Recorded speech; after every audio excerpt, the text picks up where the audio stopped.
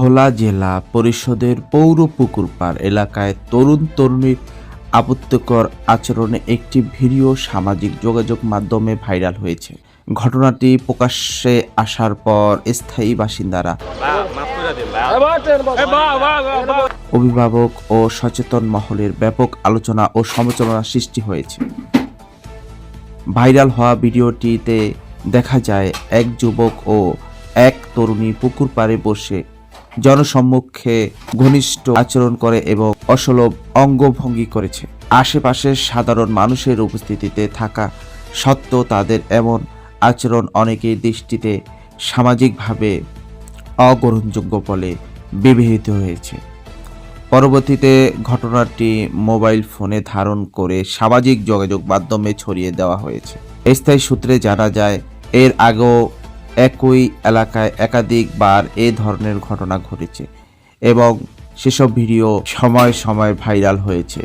তবে স্থায়ীভাবে প্রতিরোধমূলক ব্যবস্থা বা নিয়মনীতি নজরদারি জোরদার করা হয়নি বলে অভিযোগ এলাকাবাসীর।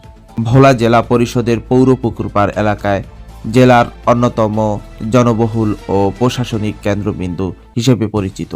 গুরুত্বপূর্ণ এই স্থানে প্রতিনিয়ত এমন অনাকাঙ্ক্ষিত ঘটনা ঘটেছে বলে দাবি করেছেন সচেতন মহল।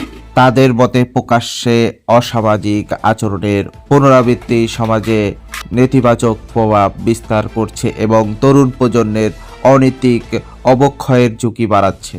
বিশেষ করে পবিত্র মাহে রমজানে এমন ঘটনা সামনে আসায় ক্ষোভ প্রকাশ করছেন ধর্মপ্রাণ মুসল্লি ও অভিভাবকরা।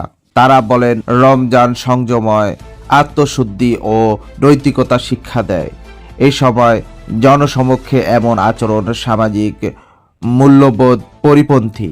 সচেতন মহল প্রশাসনের দৃষ্টি আকর্ষণ করে জানান, জনসামগ্রপূর্ণ গুরুত্বপূর্ণ স্থাপনগুলোতে নিয়মিত টহল, সিসিটিভি নজরদারি বৃদ্ধি এবং সামাজিক সচেতনতামূলক কার্যক্রম জোরদার করা জরুরি।